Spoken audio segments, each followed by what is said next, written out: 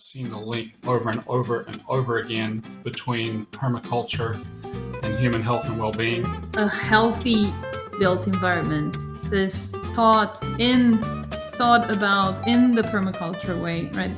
The role of stability and security in our health, a baseline, in permaculture, we're not looking to become millionaires and billionaires. We are nature. It's not like nature's out there and we are an expression of the earth. Hello and welcome to the Permaculture Vine Podcast. My name's Cormac, I'm your host, and tonight we have a roundtable on permaculture health and wellbeing, and we have four great guests here. You want to just go around the horn? Graham, do you want to go first there, please? Yeah, sure. Cormac, it's a pleasure as always to be on your podcast with the Permaculture Vine. My background, I'm from Australia originally. I've been in the US now for 20 some years. Chemical engineer by training, retired from that after 34 years and now practicing permaculture full-time as a designer, as a consultant and a landscape installer in Michigan. I have my own business here in Michigan called Permaculture Adventures of Michigan. I am the co-founder of the Permaculture Hub and I am the Chief Operations Officer for Permaculture Canada. Joe. Hi, I'm Joe Petroni. I'm an architect and my work focuses on implementing permaculture design principles into our built environment, so focusing on zone zero. And lately I focused even more on the very first principle of permaculture, which is observe and listen. And so I've recently launched a new innovation lab called Listen to Your Land, that tries to do deep site analysis for regenerative and permaculture-driven developments in the real estate world. Laura. So I'm Laura Oldanie. I am a green living and money coach based in Florida in the United States, and my work weaves together permaculture and personal finance. Like many people, I came to permaculture through the landscape and the garden gate. But when I got to my permaculture design course, I really dove into the discussions around permaculture economics and finance. I had money in my retirement fund in the stock market, and I was really looking for ways to think about building wealth that were more in line with my goals and vision for a resilient future. And so that's the rabbit hole that I went down with permaculture. Olly. Hello, everyone. My name's Olly Boon, and I'm from North Wales originally, and I'm currently based in the Sacred Valley in Peru, high up in the Andes. I'm a founder of a company called Earth Repairs, which started off around 7 or 8 years ago, where we started off doing permaculture design professionally as a service in the UK, and then we're doing landscaping and maintenance. And over the years, I've gone to just honing in on the design aspect and developing lots of different working with assistive technologies for systems like LiDAR and QGIS and 3D mapping, and in the process of learning the systems of simulation to see how we can actually simulate kind of weather scenarios and things like this. And I'm designing remotely at the minute. I'm also setting up a design school, which is launching this week on June 21st, which is part of a step-by-step process and sharing our current design process, which we're working with. So I'm really passionate about agroecology, really passionate about integrating permaculture into kind of, I guess, more like kind of mainstream thinking and looking at solutions and the collaboration aspect of permaculture. And and thank you very much again, Cormac, for inviting me on. I really enjoyed our chat last time and happy to be here and lovely to meet you all. That's good. Thanks very much, everyone. Congratulations, Graham, on your post. Thank you. Joe, on your land. Everybody seems to. Congratulations, Joe, on the living off the land and all of your design school. And so I'm Cormac, I'm founder of Vine Permaculture. We provide remote designs and consults, and we also have their PDCD Pro Coach where we teach just the basics of permaculture digital design to get you going, get your website built, and that's us. Guys, thank you very much for all agreeing to be here today. So the topic is permaculture health and wellbeing. Graham, do you want to kick us off there, please? Yeah, you bet. Since I picked the topic, I apologize to anybody else who didn't want to do this topic, but I got the long straw in this one. So Cormac and everybody else, the link between human health and permaculture to me is very obvious as a permaculture practitioner, and having worked in permaculture for over 36 years since I first learned about it. I've seen the link over and over and over again between permaculture and human health and well-being. There's a number of different topics that we could cover. I've picked 4 that might be helpful for us to use as a guide. One is just talking about healthy food. 2 is talking about medicinal plants. 3 is talking about the obvious exercise that can be gained by working outdoors and in your own garden, and how that can help you. And then number 4 is all of the wonderful people that you can meet that are part of permaculture, who also are practitioners in alternative modalities of health, who can then offer advice to you. And I've got my own case history on that from a journey that I've started since February. So starting with healthy food, I think I'll kick off with that one first. I've got my own garden here in Michigan. It's 10 years in development now, planting all kinds of fruits, vegetables, berries, nuts, etc. My favorite example, though, is my chickens that I have, that free range on my property. Eating all the food that they want to from my landscape, all the things that they naturally like to eat. And then the eggs, which are produced by my chickens, are some of the best eggs I think I've ever tasted in my life. And I have lots of customers who share that sentiment with me, that they enjoy them as well. So compared to the store-bought eggs, which tend to have a pale yolk, sort of a sickly yellow color, mine are deep, rich orange, almost verging on red because of all the omega-3 that is present, and just a food in and of itself, complete. So I find that I can have a few eggs each day for breakfast, and that's enough to keep me going for the day. So a very healthy food for me personally, and one which I think benefits from the environment that I've provided to my chickens, where they can free range and exist in part of my landscape, eating up all of the insects, all of the grubs, eating all of the greens that they want to, and doing all kinds of other wonderful things on my property from a permaculture perspective. And I won't go into all of that since we're focusing on human health and well-being. But then also with regard to the other foods that are produced from my property, I feel like they also benefit in so many different ways from the permaculture approach. I don't know of any people who use synthetic chemicals in permaculture. While permaculture doesn't forbid the use of synthetic chemicals, I don't think most people use them because it goes against many of the principles and ethics of permaculture to use them. So I use a natural and organic gardening method for everything that I do, and I feel like my food is ultimately much better because of that. There's no chemicals that are going to cause toxicity for my body. Everything is clean. I don't have to worry too much about the effects of pollution because of the other practices that I use on my property for keeping my soil healthy and my water clean. So I feel like my food is some of the healthiest that I can eat if it comes from my own back garden. And certainly from a nutritional perspective, it's much healthier because it's picked just before it's eaten. In fact, there's a lot of foods don't even make it into my kitchen because I'll just walk around the garden and chew on a berry or pick a spear of asparagus and eat it, and find that that's a great way for me to feed myself while I'm walking around my property. Joe, what's your initial thoughts there? I was just taking notes. I was like, oh, wait, there's more. I'm going to add 2, 3 even more philosophical points of view to health and well-being in permaculture. And one of them starts with the built environment, obviously, which is a healthy built environment that is thought about in the permaculture way, right?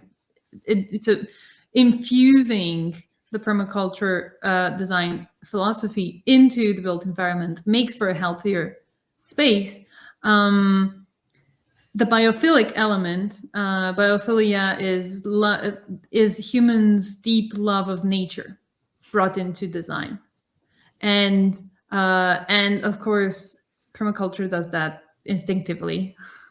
And then, thirdly and fourthly, is the wonderful meditative practice that is gardening and being outside, and even deeper than that, the meaning that it brings to us.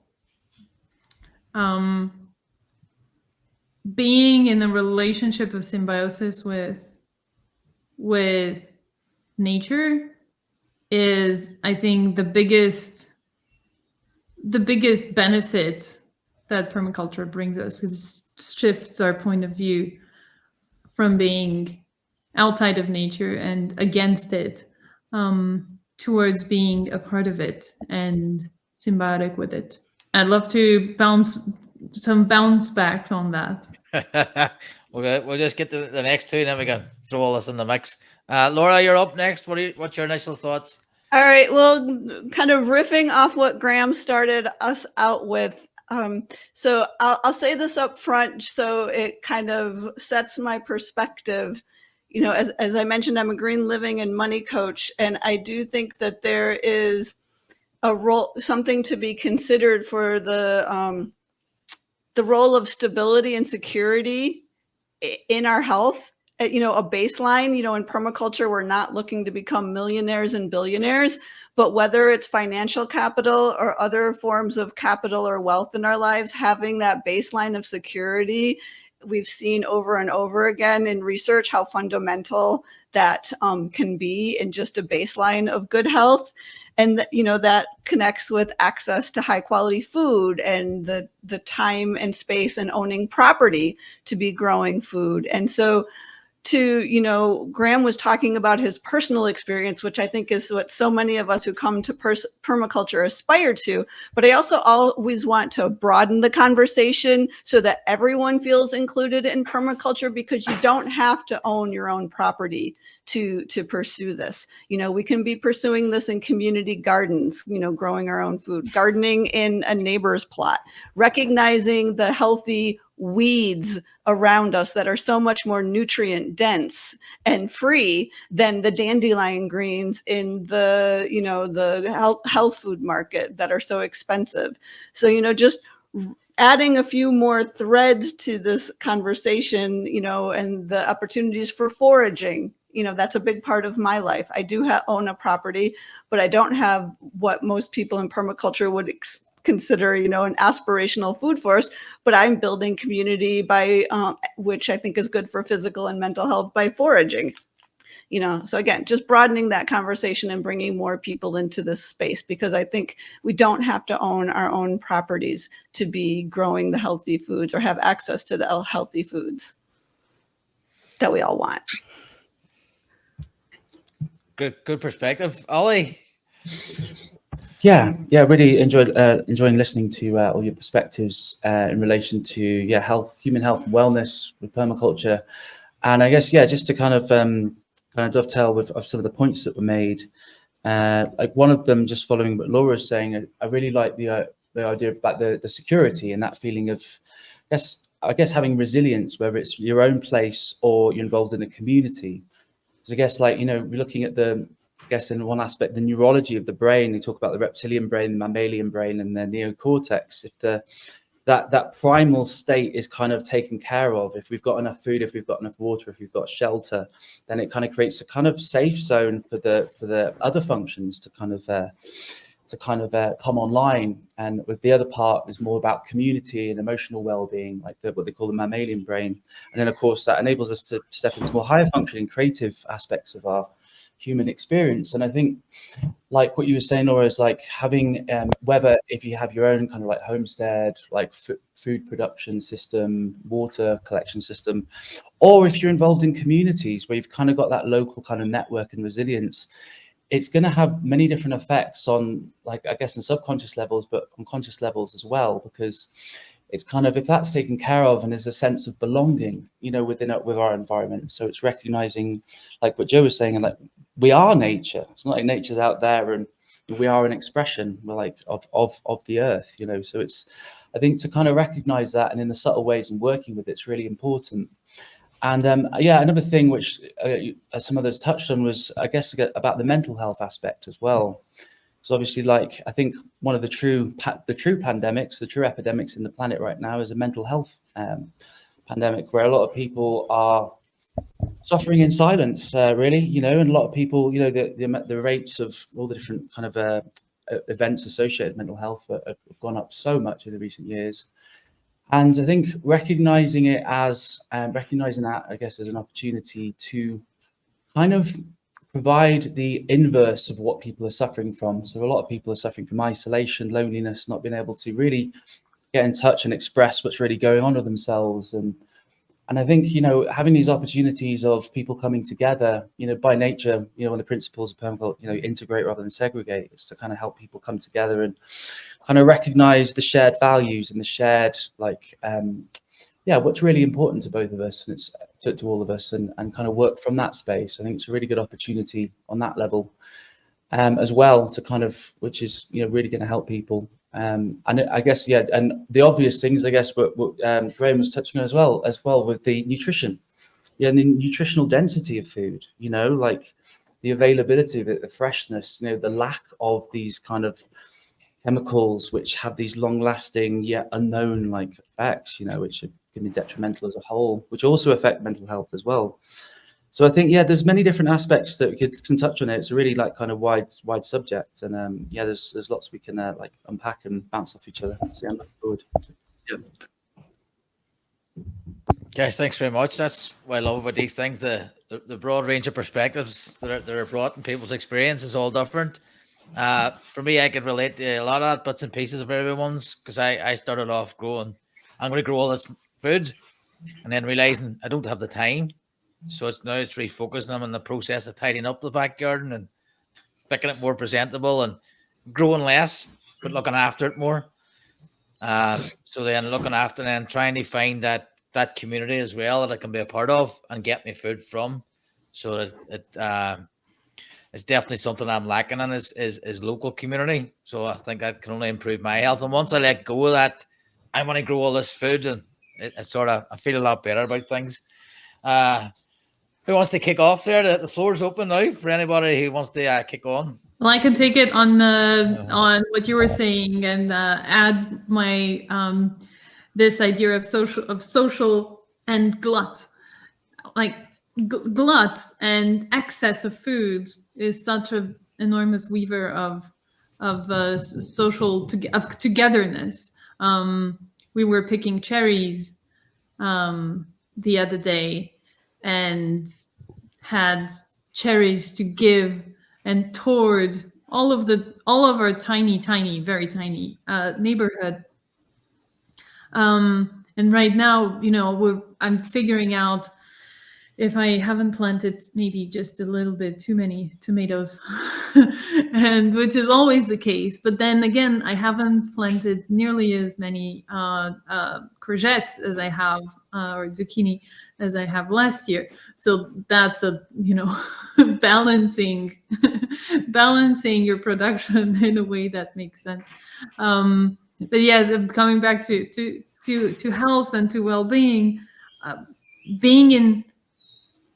being in touch firsthand with where your food comes from not only gives you the control over what is in that food, nutritive density and lack of harmful chemicals, but it also gives you the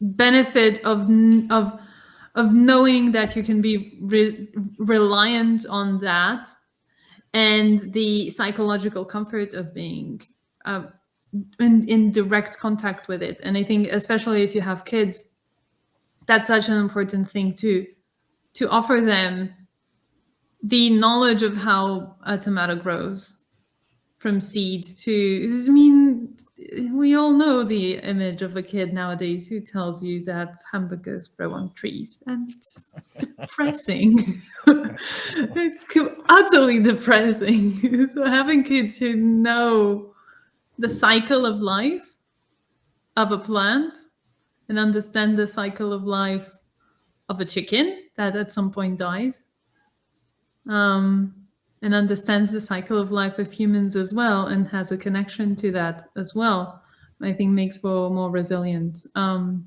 individuals when they grow up. The last few days now, my raspberries are starting to ripen, and they're in my front garden on the front street where I pull up. So it's a race now between me and my two gears to see who can get the most most golden raspberries. So even that act of just running out of the car, it makes people happy, and it's good for your well-being. Graham, you're about to say something there, sorry. Yeah, I have to say to Joe that there's no such thing as too many tomato plants. I had the experience of the second year that I was here, I planted 5 cherry tomato plants, and then invariably they dropped some fruit on the ground. And then the next year, tomato plants came up wild from the seed, and I just transplanted them, but there was 300 that I moved to a different location, to the point where my children were like, Dad, we cannot pick any more tomatoes. I mean, we were picking buckets of tomatoes every day for weeks and weeks on end. Invariably, we ended up, sharing that surplus, right? Which is, one of the principles, one of the ethics, and met lots of people as a result of sharing them. My chickens were gorging on cherry tomatoes. We just had so many. But the benefit of that now for me is that every single year now I have not had to plant tomatoes because they keep coming up wild. And I'm in a climate that, tomatoes shouldn't survive through the winter. As a plant, they don't, but the seed is staying in the ground and is growing back every year. So now for 8 years, I have not planted tomatoes. I have been able to just transplant tomatoes or put them where I want. And now I don't even bother with that. I just let them grow where they are. So I now have what I think is like the perfect annual vegetable, that is growing as a perennial in a climate where it should only be an annual, or it's like a perennial because it keeps coming back every year. So to me, that's, feeding off of, the comments about resilience. I don't have to worry about tomatoes anymore. I have all the tomatoes that I want. I don't have to plant them. It's part of my permaculture system. And I know I can count on that every year as a source of food for my family and for my neighbors and for my chickens. So I think that's one of the things that I see in permaculture that is a practice that you learn over time. Is like understanding what your plants are capable of doing, not necessarily believing all of the books that say that this plant won't grow here, and then, see how it goes, experiment and see what happens. And then you build a system over time, which provides you with that abundance of food and resilience of food production. Graham, I think you had 3 other kind of categories or topics in mind. We've kind of talked around the growing food one. Do you want to move us into another one? Yeah, medicinal plants. And, clearly within permaculture, you mentioned lure of the weeds, in air quotes. So when I did my permaculture design certificate course, we had to, as part of the design project, document all of the plants on the property. So for me here in Michigan, I'd been here 6 or 8 years. I had a fairly good understanding of what was on my property. I thought I did, until I went around and actually did a physical inventory and found over 130 different varieties of plants on 2.3 acres. And then I had to learn what they all did. And I went through the process of documenting what they all were, learning what they all were, and found that nearly 90% of the plants that I had on my property either had an edible or medicinal use. Things like dandelions are very obvious, but then I had salsify, chicory, chickweed, black-eyed Susan, yarrow, a whole stinging nettles, a whole range of plants that existed naturally in my environment. And over the space of the last 2.5 years, where I've actually had to do design work for other people, I've learned a lot more, both myself and then from other designers about the various medicinal plants and all their uses. And it astounds me now. I kind of shouldn't be surprised by this, but I keep discovering more and more and more about how many plants there are that we can use. And of course, it's natural that they would be there for our use, right? For so many different purposes. as part of the bookshelf that you see behind me, there's probably that third shelf right here is all largely focused on medicinals and herbals and foraging and finding plants in nature and finding what their uses are. So when you're talking about making a change from being part of the system, the modern day healthcare system, plants become an obvious opportunity for you to seek natural health and healing. And there are so many different plants, literally hundreds and hundreds and hundreds, if not thousands of plants that we can make use for those purposes. One of my very personal favorites is Arnica montana, and I use that in the form of a gel. I can't tell you how many times I've hurt myself where I thought for sure I was going to get bruises that would be this big and black and blue and yellow and different colors. And using that as a remedy has usually meant that I've not experienced any problems at all with bruising. Every time I've hit myself with a hammer or fallen over and hurt myself. So that's just one example of a plant that has phenomenal health impacts for me as a remedy to problems. And there are so many more I could quote from what I've learned over 30 years. Myself and my family, we've been on a natural healthcare journey for 30 years, which coincides with the birth of my first son. And, we just found that the medical system was not able to provide us with solutions for the particular problems that my son had at the time. And the doctors didn't have any learning about any of these alternatives that might be available. So we started to do our own research, and we found, again, through that research, that so many different herbal remedies, homeopathic remedies, which are in turn derived from plants. And so, we've largely for 30 years now used plants as the basis for all of our medical needs.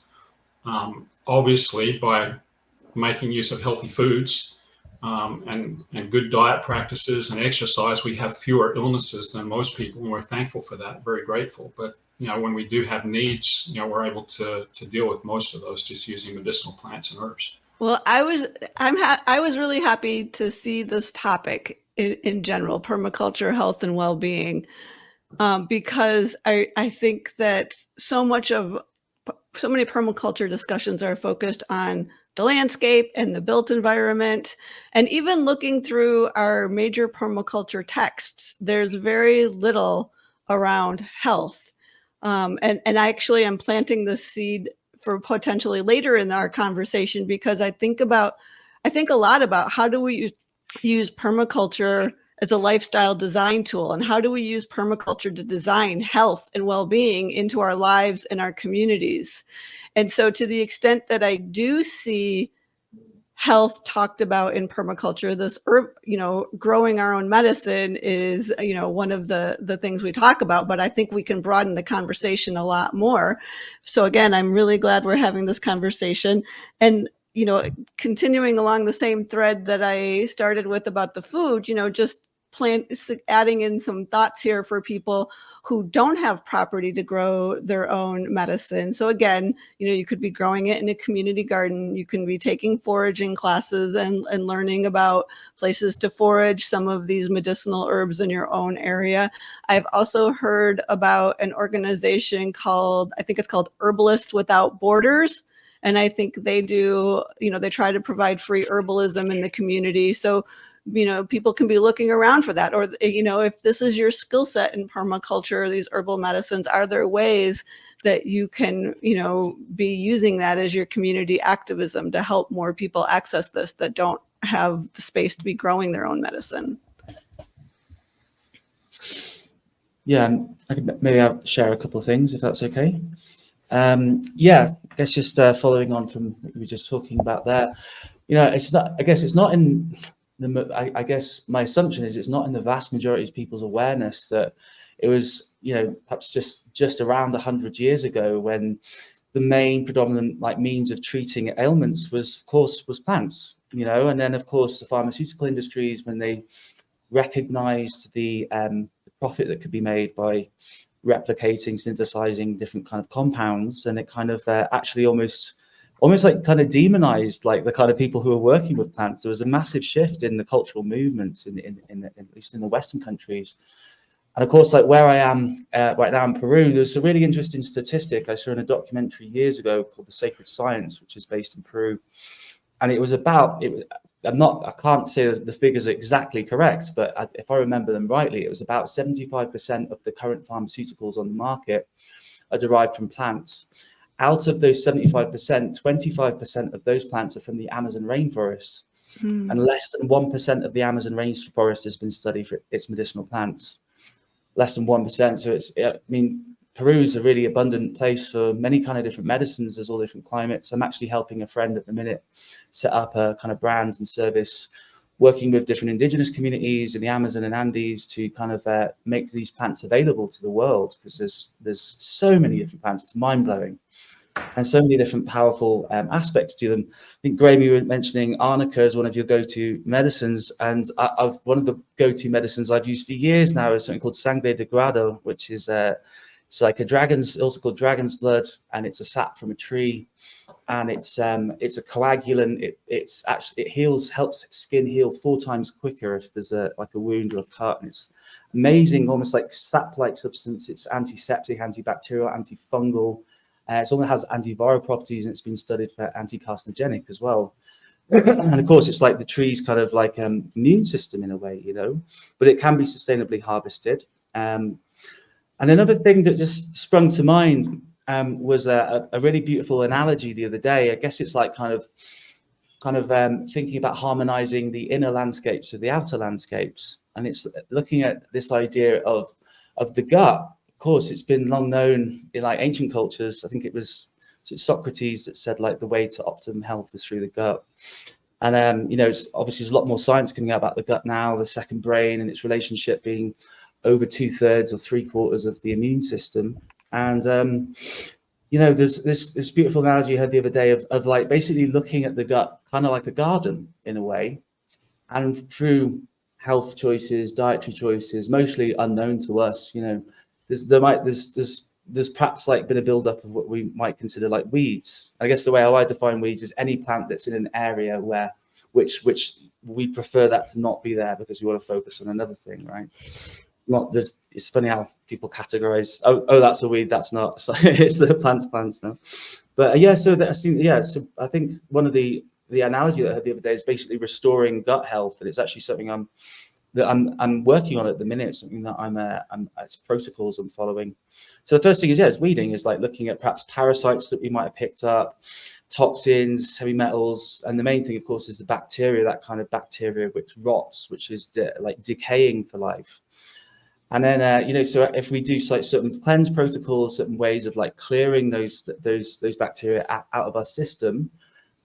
And just on that note, quickly, I'm not sure people might not be aware about it because it's quite a recent finding, but there's a bacteria called Saccharomyces boulardii, which is a bacteria which kicks out candida for a period of about 2 weeks, and then it falls away. So it's a really interesting supplement that's been recently found. So if you take it, it actually moves out the fungal infections of candida, so you can replace it with probiotics, like beneficial bacteria. And then after the weeding, of course, we've got the soil preparation, and that could be helping to like prebiotics. It could be fasting, it could be juice fasting, it could be other kind of cleansing to kind of help prepare the soil to repopulate the gut.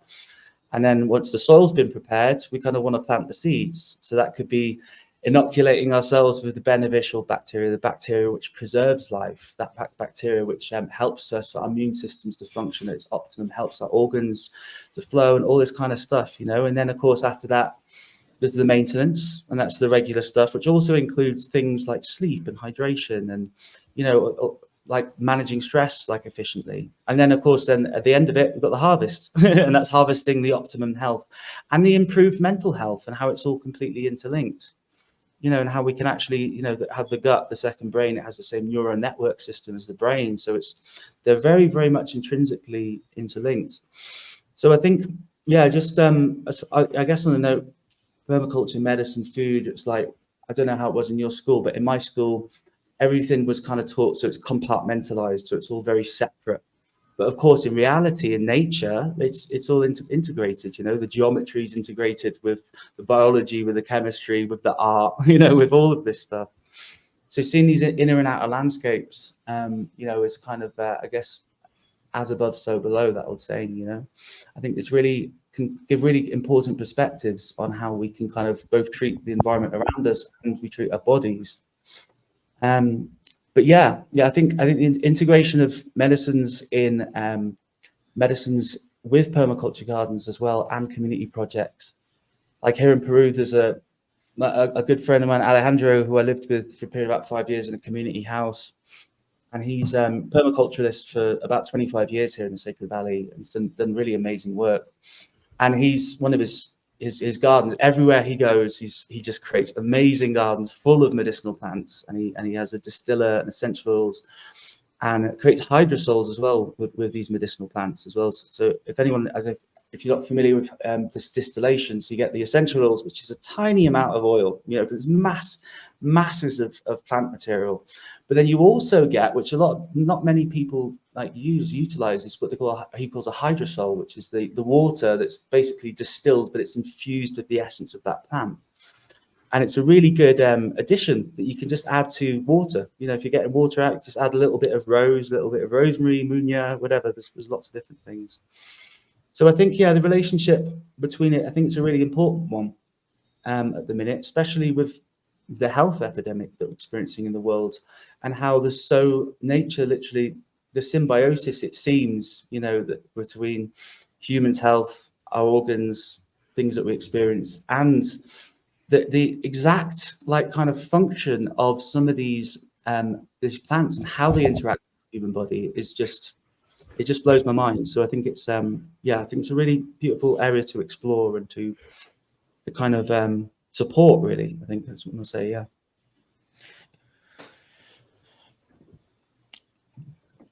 Thanks. Sounds like biomimicry for the human health and well-being.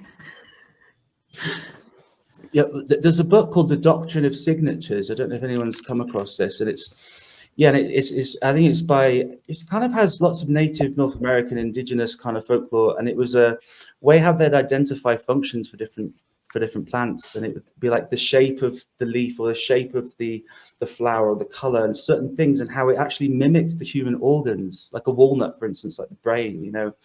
Like there's lots of different things, like the carrots with the eyes and different things, and it's an old indigenous kind of approach to working with plants, which I find really interesting. That bridge between traditional knowledge and science as well. Yeah, it always seemed to me a bit of I bought a book on, as you do, on medicinal plants, but I've never. I started growing some of the stuff, but I've never explored it that much. So a lot of references there to check. I'll just any advice, anybody, for someone who's looking to start out medicinal plants? Where do you start? It's a big field. Oh gosh, my bookshelf. There's Growing and Using the Healing Herbs by Chandra Weiss and Gaia Weiss. 101 Herbs That Heal by Tammy Hartung here in the United States. She's in Colorado, and she grows most of them herself. Those two books are the ones that I first recommend to folks. I've got one, you mentioned, Olly, about how some of these plants, have been documented for centuries for being used. One I've got is Nicholas Culpeper's original herbal that I think he wrote back in 1500s. I don't have an original copy of it. I've got obviously a reprint, but a lot of these different herbal uses have been documented for 500 or 600 years or more. And quite clearly, there's all of the traditional folkloric hand-me-down generation after generation after generation that's taken place before that. So those are the first two books I recommend. And I've got, books on, Olly, you mentioned also essential oils. So part of my first foray into permaculture was actually to grow roses for the extraction of the rose oil as an engineer using supercritical fluid extraction. And we did lots of trials with the University of Western Australia. The thing that was fascinating about rose oil specifically was that we identified over 300 different organic compounds within the essential oil of rose, of which only 10 had been identified for their actual use and benefit.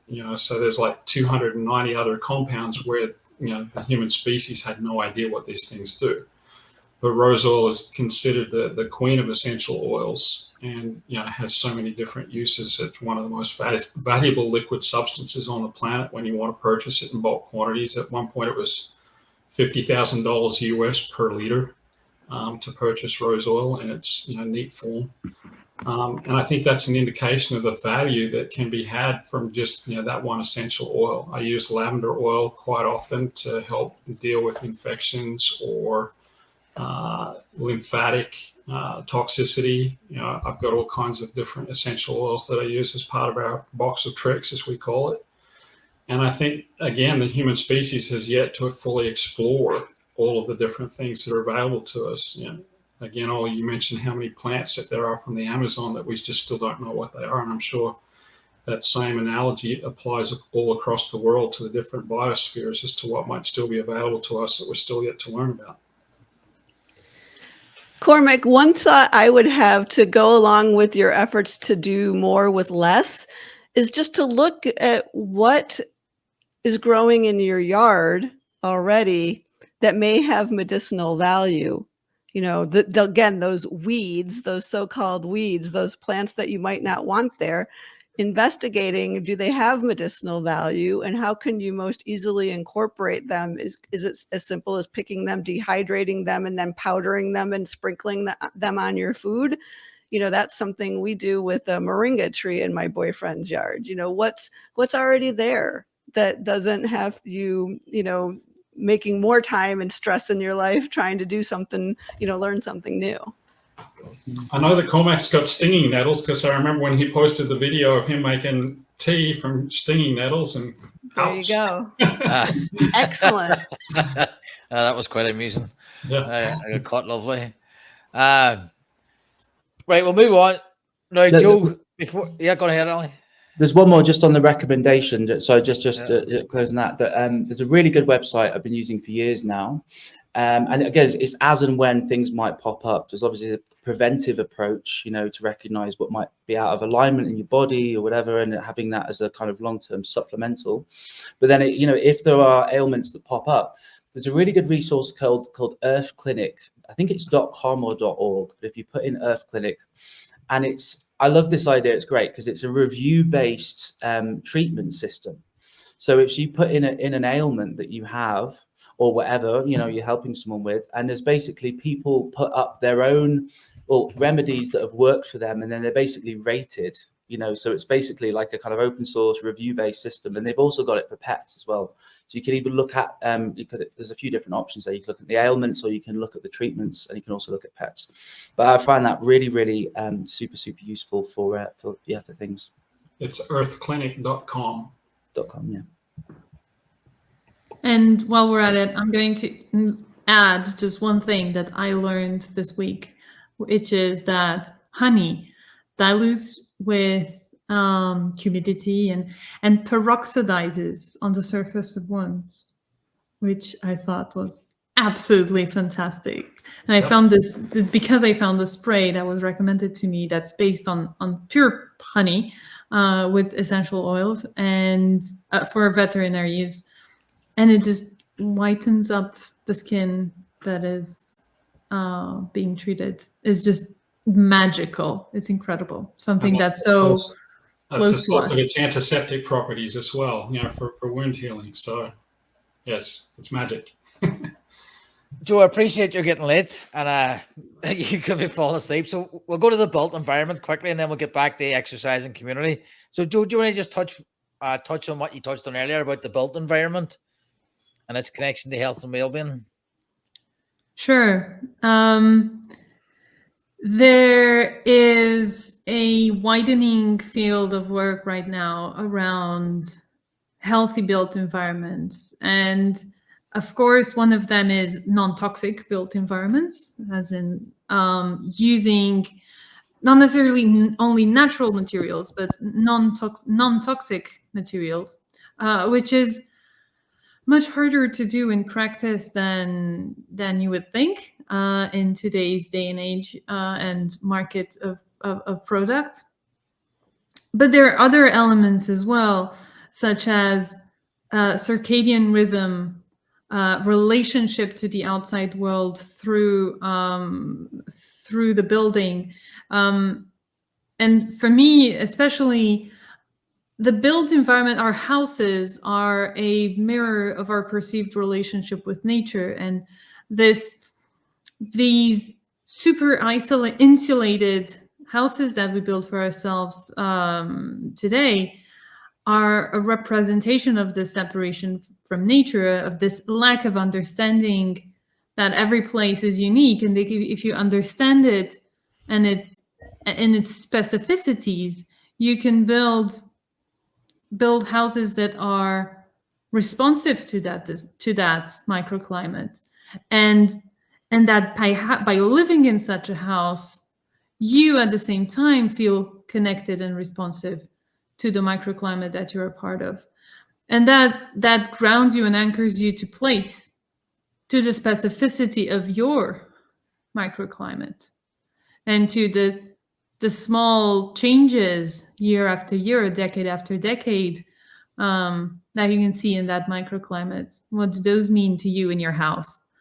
There's a lot to say, of course, about vernacular architecture, the architecture without an architect, traditional buildings that are, in part, at least, built responsive by design, responsive to their microclimate, and low tech by definition.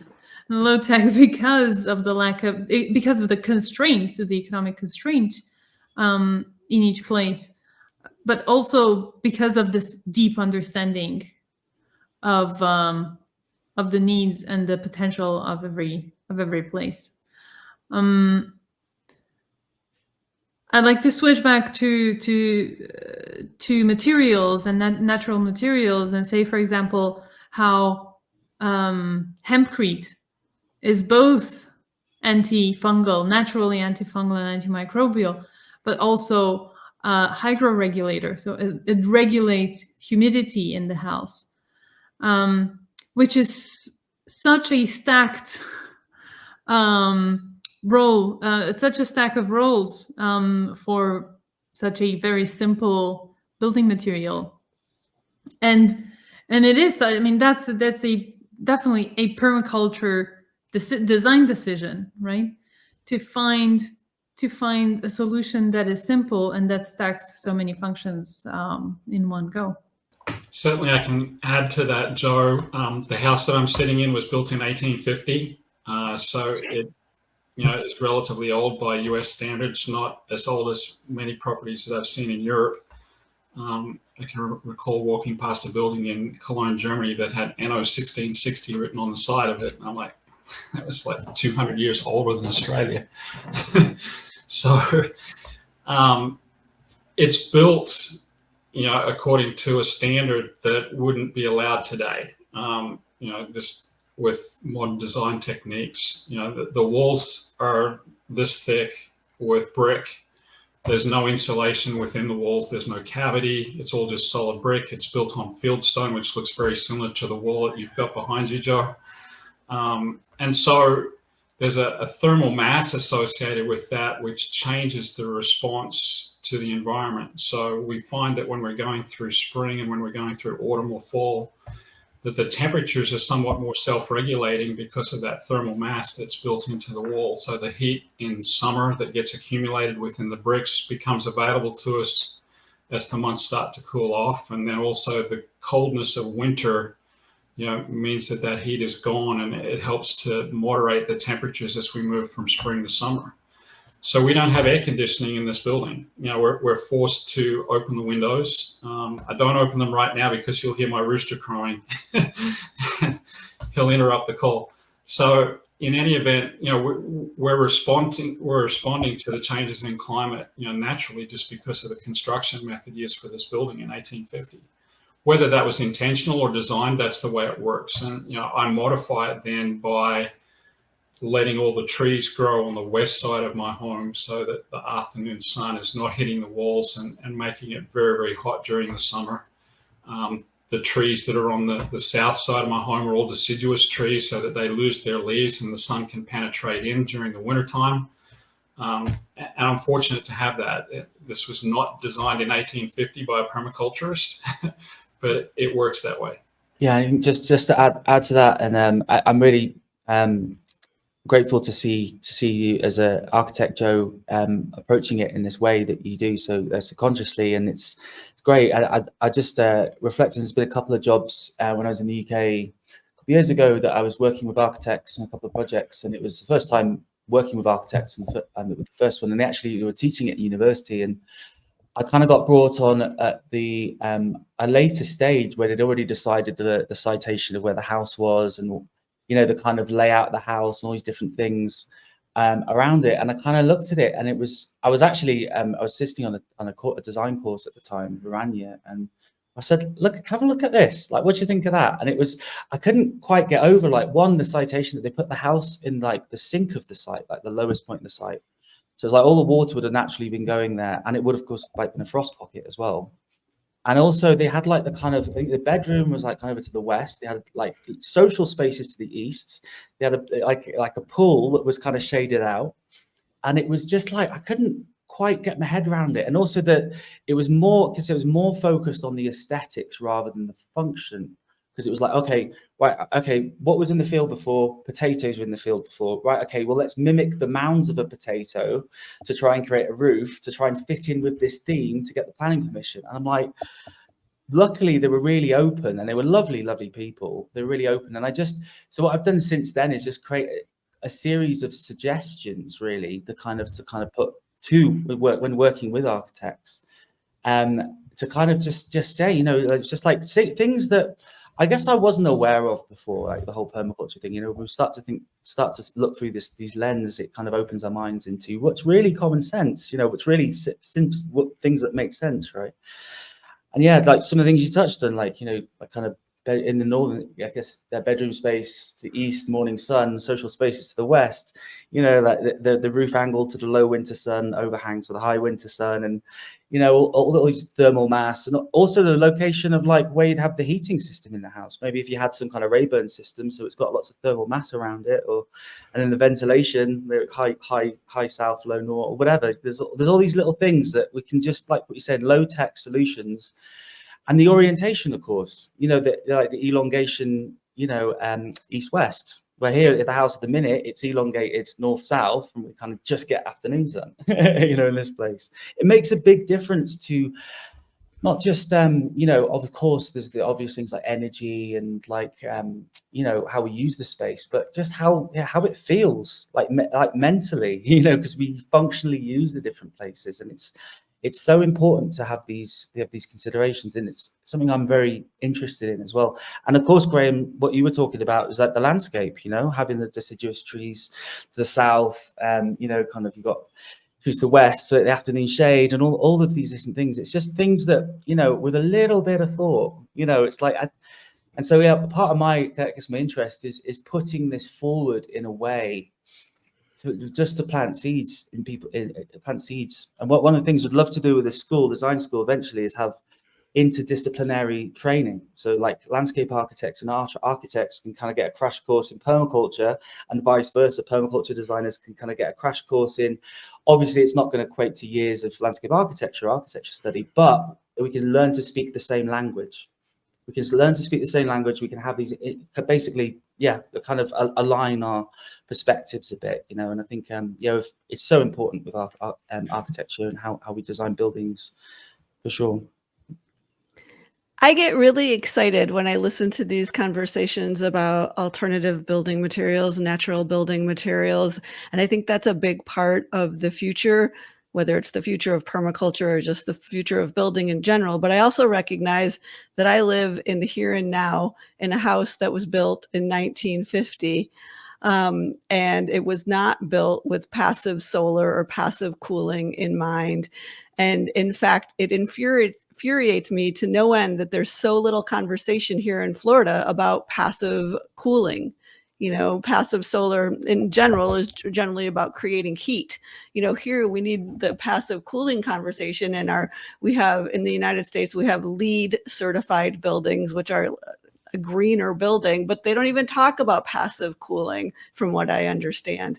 And so again, being here in Florida, where we have the reality of hurricanes and codes, for most of us who live in the state, because we don't live in off-grid areas. And that's a choice I make. I want to live in a community. And because of that, I live with building restrictions and codes that I have to comply to, zoning restrictions. So it's, how do I navigate the balance? And I think this is a space. I think there are so many overlooked niches for people to delve into in permaculture.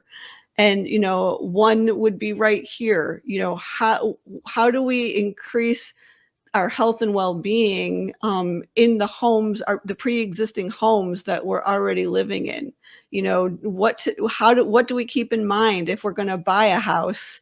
Is a new house off-gassing, with materials, hazardous materials? Is an old house filled with asbestos, but maybe it can be maintained if you're not like chipping away at the asbestos? New furniture off gases. Is it good to take the stuff out of our house every once in a while and let it be in the sunshine to sterilize it? Like, there's this whole space for improving our health and well-being. I think that no one, at least like as a main focus, is diving into in permaculture. And if anyone's listening to this and getting excited and looking for a focus, I think that's a space for you. I have a story. Last year, I got in sort of the same frame of mind that you're describing and said, how do we help people with the existing houses find a way to build a strategy for climate proofing their houses? And so I started up and I made a course, and it ended up being a permaculture course, basically, because it started with understanding your context and understanding like your bigger, large scale context and what the climate predictions are in your region and stuff like that. And then what the strategies are in your region, then to your local microclimate, and then to your house, and really analyze how your house is functioning or not. And then zooming back out, how do you strategize on all of these? And the last one is community. And it was very, a very activist emboldening module there, of trying to teach people that it is together that you're going to have the most impact. And well, we tested it out and it was great. And at the end of the course, people were asking, okay, so what type of insulation should I put? I was like, no, that's not what I mean. So all that to say that it takes a sort of state of mind of wanting to empower yourself to change and strategize your climate proofing or your future proofing for your house and your property. And it's a specific type of people who do that, who want to, get involved and learn more. And it takes a lot of that. But I couldn't find up until now a scaled up solution of telling people, this is what you do, and this is what you do. And the reason is exactly that, is it's depending on context. It depends and it varies from context to context so much, just like in permaculture, that it's impossible to just hand out a solution. But it is possible for people to become more knowledgeable and proficient in it in their local areas. And that's what I have talked to people in my area. We don't have anyone in our permaculture space with construction and building skills and knowledge. I'm sure we're experimenting with hempcrete here. And again, Florida presents so many different challenges with the humidity and the need for passive cooling. We don't know if hempcrate's going to be a great solution here. But again, most of us are still in already built environments, and whether it's Florida or anywhere else, I really think that this is a great opportunity for people who are interested in building, construction, architecture, and it's a much needed skill. I would love a permaculture minded handy person who knew about green materials and techniques and just knew about how to think more in a permaculture way, a sustainable way about buildings and dealing with them. Yeah, and if I can add to it, then, I've lived in Florida and I understand the building code in Florida. And I think here, at least in the United States, and it may also be the case elsewhere, where the building code, which is now an international building code, which is then being promulgated in the form of regulations here in the United States for each city and county and state to use, places restrictions on what you can use. So I'll give the example of straw bale housing. That's one of my favorites from Australia. I've been involved in several straw bale housing builds in Australia and also here in the US. And it's a great method to use in the specific context. If you've got a very, very hot, dry climate, like Australia has, a straw bale building can provide you with tremendous insulation. It's got some permeability to it to allow moisture transfer to take place. But the building code does not allow for it, or it didn't allow for it until people with architecture experience and engineering experience came forward and developed a code for construction with straw bale housing techniques here in the United States, such that now certain jurisdictions will allow you to build a straw bale home, and you just have to follow the code that's been created for it. So I agree with you, Laura, there's a real need for folks with that type of experience to help modify the existing building codes to enable the different methods to be used. And another one is rammed earth, which can be structurally very, very sound and used in the right environment can be a very, very good choice of building materials, using materials that can be usually sourced on site without all the embodied energy and transportation. And so, again, another building code needs to be created to allow that. And it has been done. That one has been done in Australia.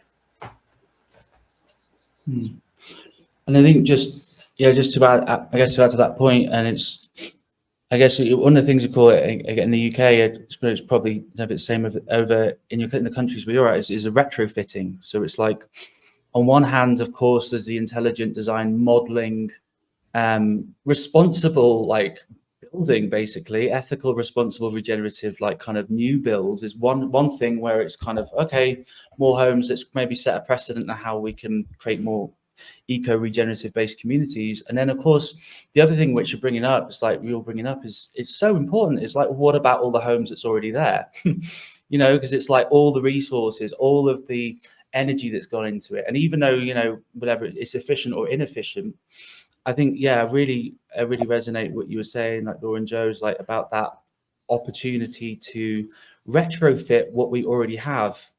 And although, as each home it has its own context and its own kind of availability or perhaps solutions, I guess with most things, there are still, we can still maybe recognize patterns. And I'm not saying to standardize a solution, but perhaps, for instance, in the UK, there's many of the same kind of house. It's basically the same size. It's basically the same materials. And it's for a series of, solutions to make that, more, more efficient with heat, more efficient with light, more efficient with ventilation, all these different things. Perhaps there could be some kind of system, and of course us as individuals we're talking about this, but it's and maybe one person will choose to do it or the other person will choose to do it. But dovetailing off what you were saying, Graham, it's the straw bale model wasn't accepted in the building code until some I can't remember, you said some structural engineers that came in, they spoke the language, they saw the potential. I'm assuming when you compact it, it's pretty much fireproof or whatever, there's all these different things. And so it's I guess it's that link again, isn't it? It's that interdisciplinary opportunity for people who are working in regulation codes or people who are in charge of funding and things like that, to communicate with people who are doing these retrofitting kind of models. And then who knows, that could be a whole that could be a whole like scheme. But again, it's wishful thinking, because a lot of the financial incentives are about new builds rather than retrofitting old builds. So it's like that's the model, isn't it? But I think it's super important, not just new, but to like go, okay, well, what have we got here? How can we make that better? Yeah. David Holmgren, one of his latest books, if not his latest, is called Retrofitting Suburbia. Correct. Yes. And so, that came to mind. I had already been thinking about that book for this discussion, because it's one of the few permaculture books I've seen, bringing this back to health and wellness, that actually has a chapter on health and disability and aging. And, again, from my perspective, I'd love to see more of that in permaculture, and, acknowledging that retrofitting suburbia, or just moving through permaculture in general, there is this idea of designing for health and well-being that I don't think is talked about nearly enough. Again, for me, I think a lot about lifestyle design, because as a green living and money coach, I see money as a lifestyle design tool. It's probably the most powerful lifestyle design tool in the current context within which we live. And so, and in the United States, I know this is an international audience. I think this applies around the world, but particularly in the United States, because of our healthcare system and our retirement system. I think permaculture could be such a great tool for retirement planning, and having more conversations about retirement and aging with grace and dignity and long-term health. They all come together for me. And I would love to see more discussion and more written about it, more taught about it. Joe, I love the class that you described that you did. I have actually had a webinar on climate resilient wealth before, and I talked about like, how do you make your home climate resilient? How do we think about that? Your property, these bigger conversations that, we aren't having enough of yet. So I'll let anyone riff on some of that. I'll add to all of this about scaling up solutions, that the bioregional scale seems to be for many applications the best scale with the best impact as a leverage point. And for me, especially in this work of bioclimatic design and climate responsive design, I think bioregional makes more and more sense the more we look into it. So maybe there's a way that a language of patterns of a bioregion can be developed, and that can be the basis for strategies, etc. Yep. Right. So we have exercise, community, and stability and security. So we're crushed for time. So I think the benefits of exercise, we all know getting out in the garden, it's good for your health and well-being. Do you want to just go straight to community, and then we'll get to the security and financial stuff? So Graham, do you want to kick off there, the community aspect of it? Yeah, so as I highlighted at the start, Cormac, I get to work with a lot of other designers, who most of they are, because you and I have worked together as well. But one of the particular individuals, a lady by the name of Jan McCausland, who's based in Calgary, Alberta, she provided me with a private health consultation. And I won't go into all the details of that, but all I'll say, Olly, is that when you talk about the gut biome, her efforts changed my intestinal system dramatically. I used to weigh 300 pounds when I reached my peak highest weight. For those who understand metric, that's 136 kilograms. And that's a lot. I mean, a lot of weight. It was intolerable for my body in terms of, just the weight that I had to carry and how much energy I would need to consume just to carry that weight.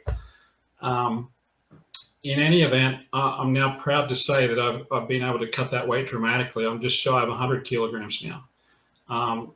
And most of that has taken place just since February of this year. A lot of it has taken place as a result of, changes that she made to my diet. That was a tremendous difference.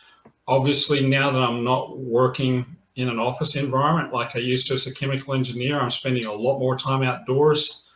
getting a lot more sun exposure and natural vitamin D, from the sun. So my health is tremendously different. And, again, I think that's part of permaculture from the perspective that, when we network within a community, we network with people who might not just be permaculturists, but they have a whole range of other skills that they offer. And one of the ones, again, with the topic of this being, human health and well-being, is that we have a lot of practitioners in permaculture who specialize in wellness as part of, their other work.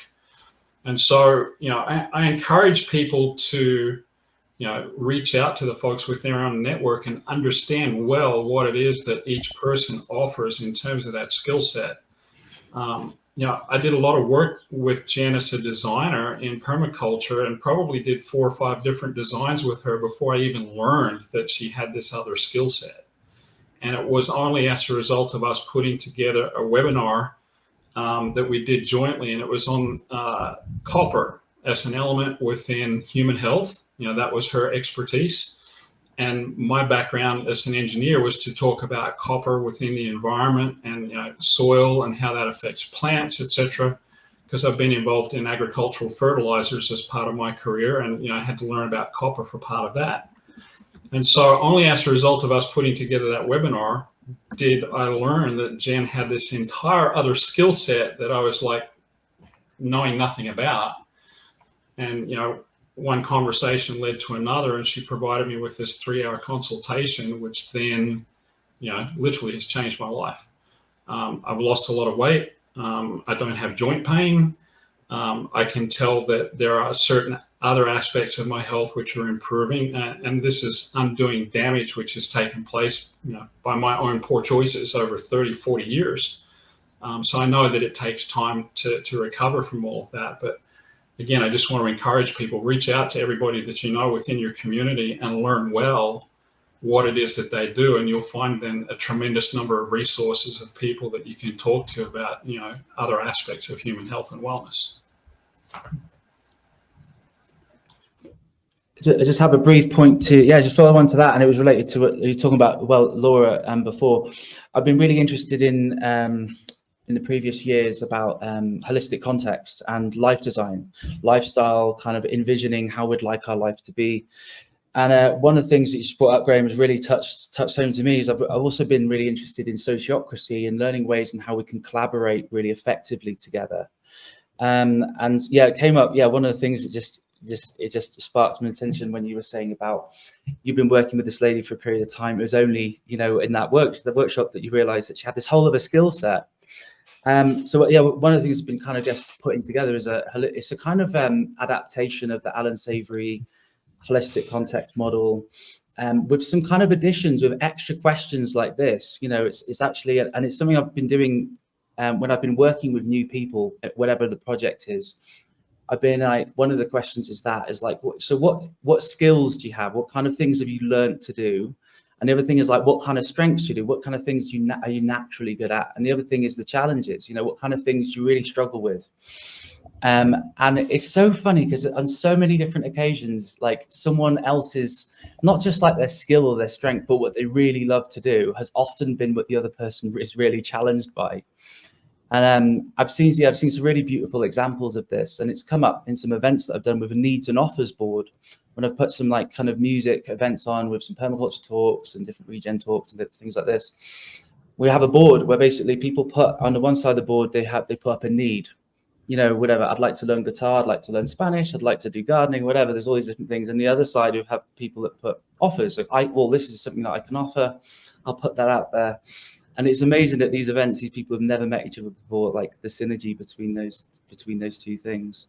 But I just wanted to add that in just on the moment of recognizing each other's abilities and strengths. And I think bringing it to the bioregional level and the community level as well, knowing who's a dentist, who's a doctor, who works with wood, who does this, who's got these, and then it's like having that awareness. I think it creates such an opportunity, I feel, and that could help just to bring people together, that more, and having that central meeting place where there's the option to come and, make decisions together, essentially.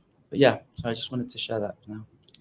And I would also just add that community, as we've already kind of danced around, is essential to good physical and mental health. And, when I think we in permaculture do this, maybe even if it's not overt in our mind, but, how do we design community into our lives? As part of our healthcare plan for other reasons. And when I talk about retirement planning and I think about how distorted the retirement planning conversation is because it focuses pretty much only on money, I think, how do we think about building community throughout our lives? So if we want to age in place with grace and dignity at home, we're going to need community, especially if we don't have children or we're, distanced from our family. And so really thinking about community as part of health and wellness and building more of it in our lives. So I'm doing a diploma in permaculture, and that's one of my designs is designing myself in the community. So I must share that with you whenever I get it done. Excellent. Right, we're running close on time here. So Laura, do you want to just finally the final one, stability and security? Do you want to just elaborate on that? Yes. Again, like I said, research just bears it out that a certain base level of some kind of security does improve our health indicators. And I'm not here again to say you need to go out and work hard and earn a lot of money, but I do think some thought into whether it's community or other resources and how you will access them, how you design them into your life, is an important thought exercise for all of us. Yeah, and just as well, so Laura's going to help me with my designing my basic life with all these things. So I've proposed an initial sort of pathway to cover the home, sort of all the topics we basically discussed tonight, I think, are on there. So I'm looking forward to share all them as well. Anybody else got anything to add there? Sorry. Yeah, I'm going to say Laura makes a good point.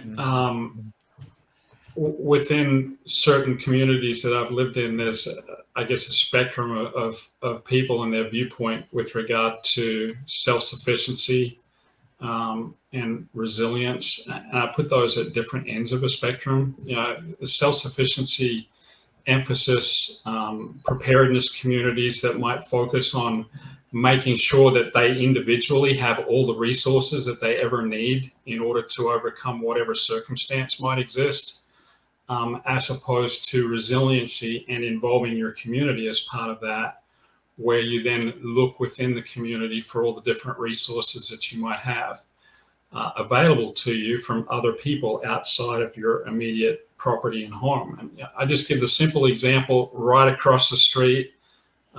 Really good friends, neighbors. I'm on a road where there's just 3 people who live within a quarter mile of my house, and she has bees and I don't. And people ask me why I haven't purchased bees and operated hives on my property because of all the great benefits that bees provide, within a permaculture design. And I say I don't need to because she's got them right across the street. I know her bees are on my property. I see them every day, because they're going around all my pollinator attracting plants and pollinating my apple trees and peaches and all the rest of it. And I don't specifically need honey for my family, So, that's an example where, I'm getting all the benefits of her bees that I need from my property without having the expense, of having bees on my place and the maintenance and all of the time consumption that would be associated with that. And that's just a very simple example where, 2 people are sharing a resource. She has the bees, gets all the honey, and I get all the pollination. So I think that's the simplest example I can give of the difference between self-sufficiency and resiliency. Yeah, Community sufficiency. Sorry. Yeah, community sufficiency, and I'll bring up the example of eco-villages from the olden times, the first ones. The first wave of eco-villages was finding a place, maybe somewhere in Costa Rica, right, and buying that land, and inside of it, becoming self-sufficient. And I'm not saying that is exactly the reason why a lot of the eco-village experiments failed, but I'm pretty sure it had a big impact, because not integrating the local element, the local context into the community, and not bridging with the outside, thinking in systems within systems, makes for, you know, as simple as that, just failure of design. And the permaculture for me brought me towards systems thinking and complexity theory and all of these theoretical elements that now, you know, are the basis for more I want to say science-based, but that's not to say that permaculture isn't science-based. But starting from a more, for me at least, but by discovering permaculture, I started on a very intuitive path of learning. And it led me towards more theoretical perspectives. And one of them is this thinking in systems. Everything is connected, and your leverage point within the system that you're a part of is something that you are either aware of or you're not. And ignoring the outside system is not doing you any good. I've got a point just to follow on from that. I'll start with it was a really beautiful definition of regeneration that I heard once. And the definition was unleashing the inherent potential within any system. And what you touched on there is like, it's actually something I experienced here in Peru and something I experienced in, when I was living in Guatemala years ago. And it's, yeah, I guess lots of people coming in, it's a beautiful location to live. You know, they come and set up their systems, like these little isolated systems. And often there's tensions and there's complications that come. You know, they provide an exclusive service, which is often for people traveling in. They charge high amounts of money. The locals on a very low income, high amounts of inequality. There's not really good communication and collaboration.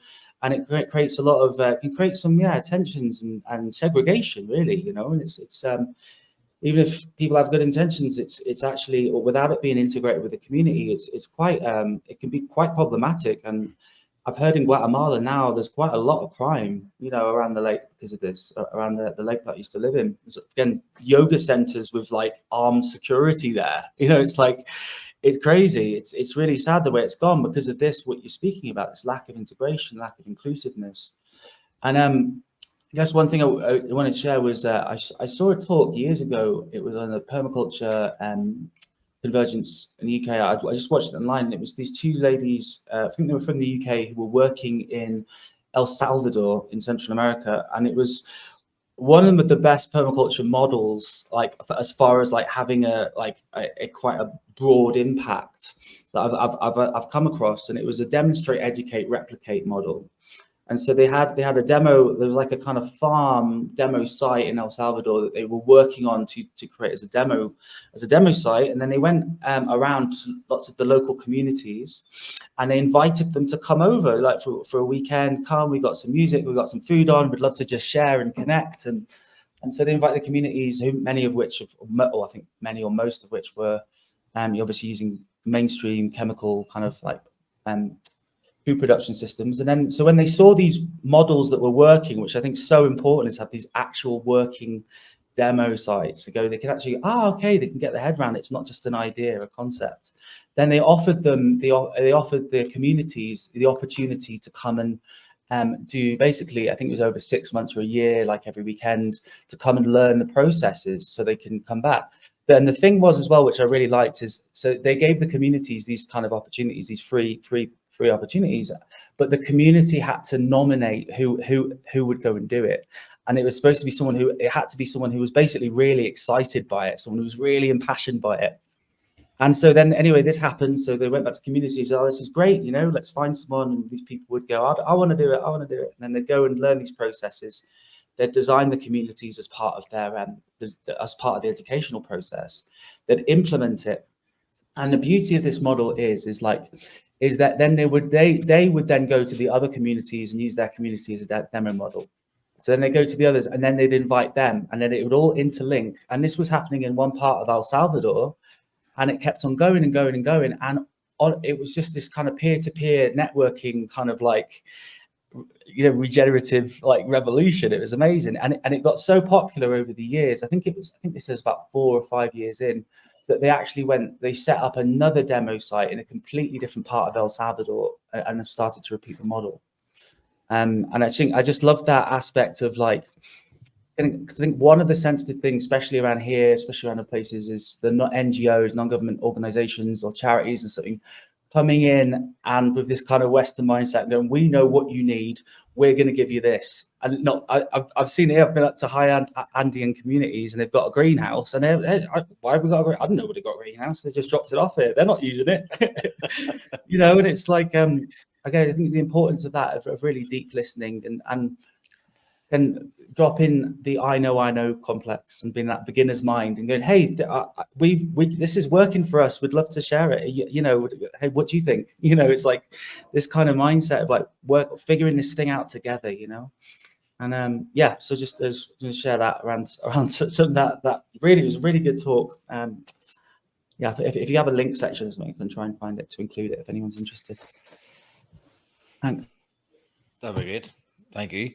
Right.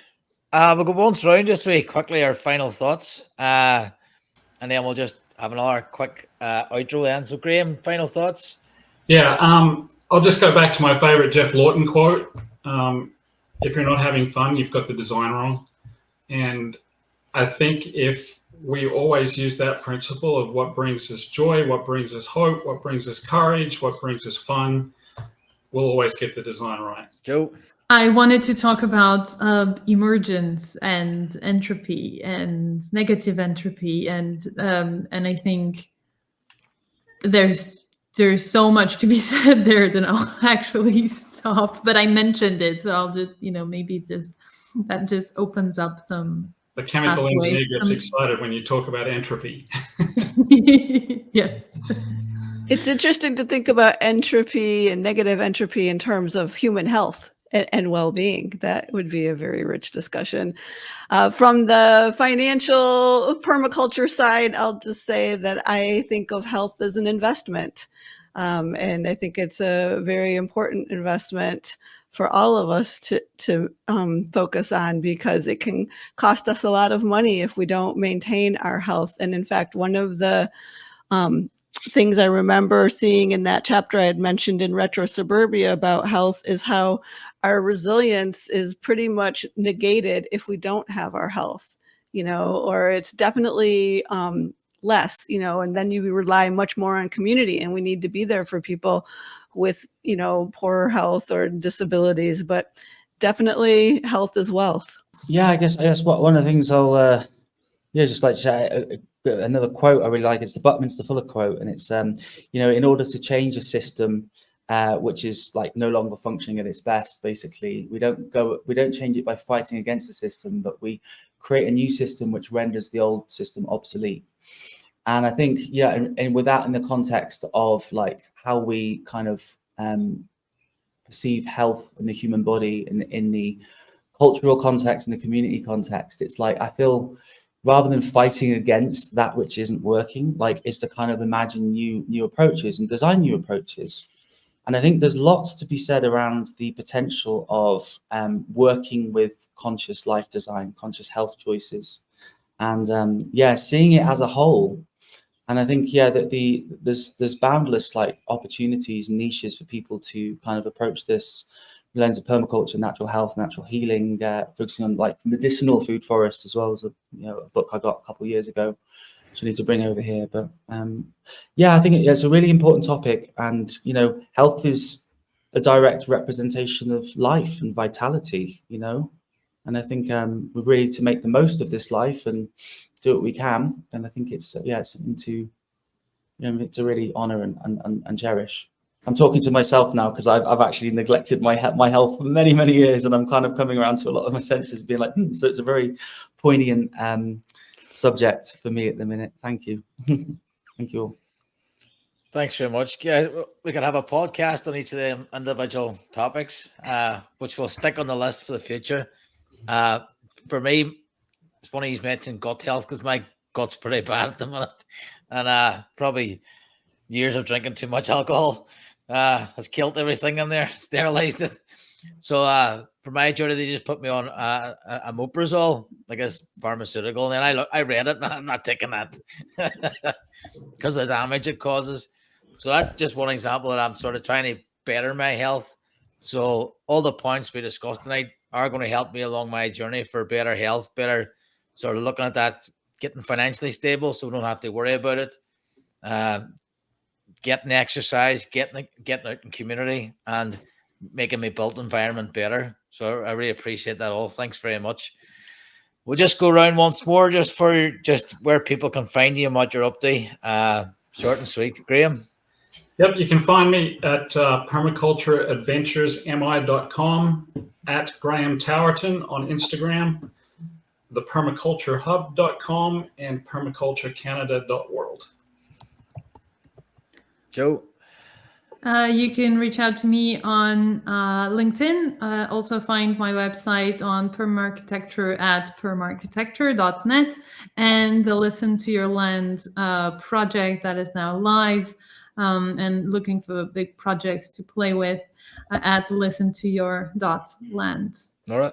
All right. My website is richandresilientliving.com, and the social platforms I'm most active on are Instagram and TikTok, and you can find me there at rich_resilient. You can find me on Facebook, Earth Repairs, and also earthrepairs.com, so www.earthrepairs.com, and email is earthrepairs@gmail.com. And also with the design school, you can find the design school through the earthrepairs.com website.